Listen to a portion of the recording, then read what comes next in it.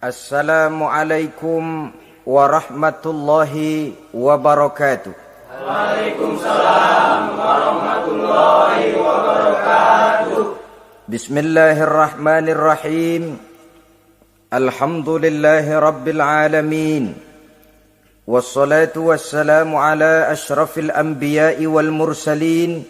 Sayyidina wa maulana Muhammadin wa ala alihi wa ashabihil mujahidin at-tahirin, amma ba'du. Saudara-saudara kaum muslimin rahimakumullah. Oleh karena itu, pedagang yang jujur, pengusaha yang jujur, ini merupakan musuh iblis. Iblis tidak senang kalau ada pengusaha yang jujur. Iblis tidak senang kalau ada pedagang yang jujur.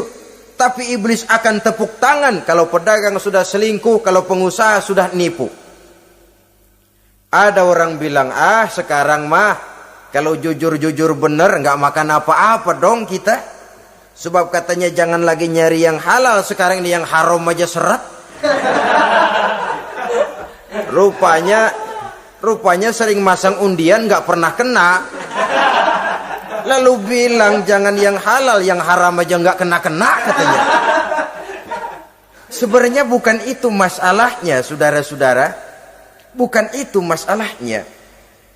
Masalahnya ialah bahwa kejujuran membawa keberkahan. Ini kalau kita berpikir dengan kacamata agama. Keberkahan merupakan sumber ketenangan. Dan ketenangan ini tidak bisa dibeli dengan materi yang bagaimanapun banyaknya. Walaupun kita punya percetakan duit, ketenangan itu nggak bisa dibeli.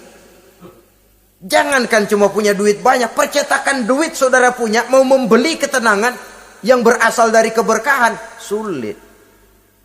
Jadi kejujuran membawa keberkahan, keberkahan membawa ketenangan.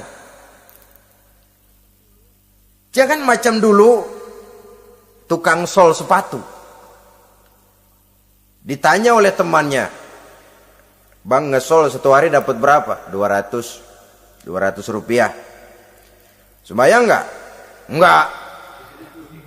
Islam? Islam, kalau Islam Kata temannya, sembayang dah, kali aja besok dapat rezeki lebih banyak. Yang benar, iya. Sebab kalau orang sholat itu Allah dekat, nanti rezekinya ditambah. Beneran? Bener. Subuh sembayang dia. Habis sembayang sarapan, berangkat ke tempat dia ngesol, mangkal. Dari pagi sampai jam 11 belum ada juga yang ngesol. Mulai bimbang hatinya. Katanya kalau sembayang rezeki tambah. Tadi sembayang subuh sampai gini hari belum ada yang ngesol. Cobaan kali. Sabar.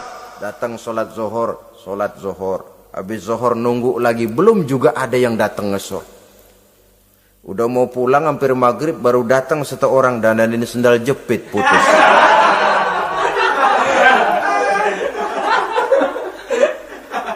Sudah bayar 25 rupiah, pulang dia si tukang sol ini, ketemu sama temennya yang nyuruh sholat tadi. Ditanya, bagaimana penghasilan ini hari? Apa dijawab? Gua kapok deh sembahyang.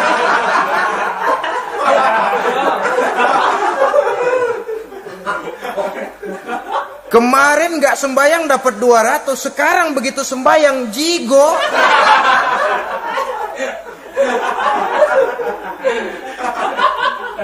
Dia tidak sadar bahwa dengan dari kacamata agama 25 rupiah yang membawa berkah jauh lebih baik ketimbang 200 uang panas. Dari kacamata agama 25 rupiah yang membawa berkah lebih baik daripada 200 rupiah tapi panas.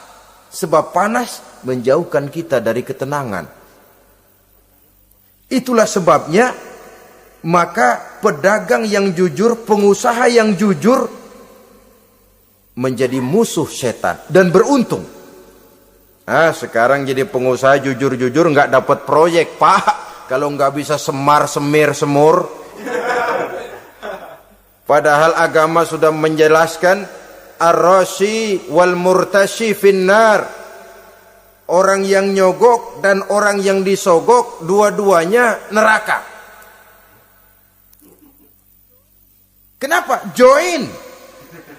Join termasuk ta'awanu 'alal ismi wal udwan. Bertolong-tolongan dalam berbuat dosa dan kesalahan. Kalau hadiah, lain hadiah. Kalau sedekah, lain sedekah. Tapi yang namanya semir, suap, ar-rashi wal murtashi finnar. Saudara-saudara kaum muslimin rahimakumullah. Jadi pedagang yang jujur, pengusaha yang jujur merupakan salah satu roda perekonomian. Kegoncangan ekonomi akan menimbulkan dampak sosial yang sangat luas dan kompleks. Yang pada giliran puncaknya, dampak paling negatifnya, dia sanggup menggerakkan terjadinya revolusi sosial. Bukankah sebagian besar gerak hidup manusia dimotivasi oleh keinginan untuk mempertahankan kelangsungan hidup? Dan kelangsungan hidup artinya mulut. Mulut itu artinya perut dan itu artinya makan. Setelah itu mungkin baru pangan, baru sandang. Baru dia berpikir pakaian dan sebagainya. Jadi karena dia merupakan penggerak roda ekonomi, pedagang yang jujur, pengusaha yang jujur mutlak diperlukan dalam kehidupan ini. Sebab sekali lagi kejujuran akan membawa keberkahan, keberkahan memberikan ketenangan dalam kehidupan.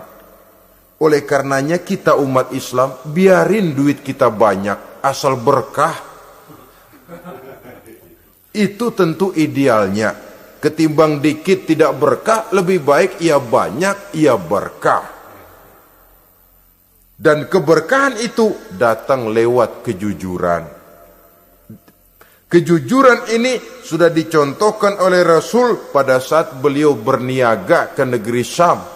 Dikala berumur 9 tahun, bahkan dikala berumur 25 tahun, seketika membawa dagangan Sayyidatuna Khadijah yang kelak jadi istri beliau.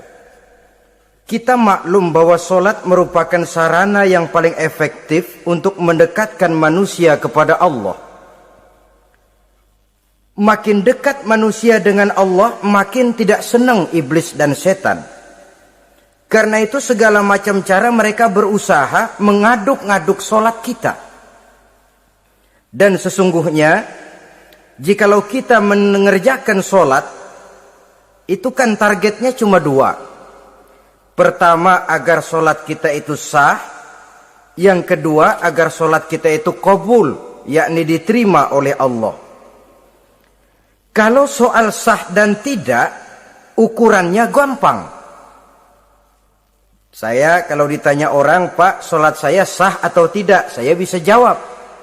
Saudara, solatnya syarat rukunnya cukup apa tidak? Cukup, sah. Itu kalau perkara sah. Tapi kalau sudah perkara qabul, Pak, solat saya diterima atau tidak oleh Allah? Ini saya tidak bisa jawab. Kenapa? Soal qabul mencakup masalah batin. Cuma ukuran logikanya, kalau syarat rukun cukup, insya Allah qabul. Saudara-saudara kaum muslimin rahimakumullah. Oleh karenanya, pada saat kita sholat, iblis, setan datang dari segala macam penjuru supaya kita kehilangan rasa khusyuk. Apalagi kalau kita jadi imam yang gerak kita, bacaan kita dilihat, didengar, disaksikan oleh orang banyak. Digodanya gerakan kita, dibolak-baliknya hati kita supaya di dalam sholat itu banyak yang kita ingat, hal-hal yang tidak ada hubungannya dengan sholat. Kadang-kadang belum sholat kita ribut nyari pulpen. Enggak ketemu, begitu takbir ingat pulpen di atas lemari. Mulai goncang lagi niat kita sholat. Kadang-kadang kalau hati tidak bisa dipermainkan, iblis berbisik lagi. Gerakan kita dalam sholat tidak mencerminkan kekhusyuan. Kalau gerak juga ternyata masih bisa khusyuk, bacaan kita dibuatnya kita seperti dikejar-kejar waktu. Sholat Isya misalnya, dengan cara kilat khusus, super singkat. Saya katakan tadi, apalagi kalau kita jadi imam, iblis mudah mendatangkan penyakit riya. karena mengimami orang banyak. Lalu supaya dikira alim, dibuatlah solatnya itu mantep-mantep. Surahnya dicari yang panjang-panjang, paling pendek sabihis sama wadduha. Tapi kalau sudah solat sendirian, cukup inna a'toinakal kautsar sama kul huwallahu ahad. Kayaknya khusyuk bukan main. Kalau imam, bahasanya dipaseh-pasehin kayak orang 16 tahun di Mekah. Usolli fardhol maghribi salah rakaatin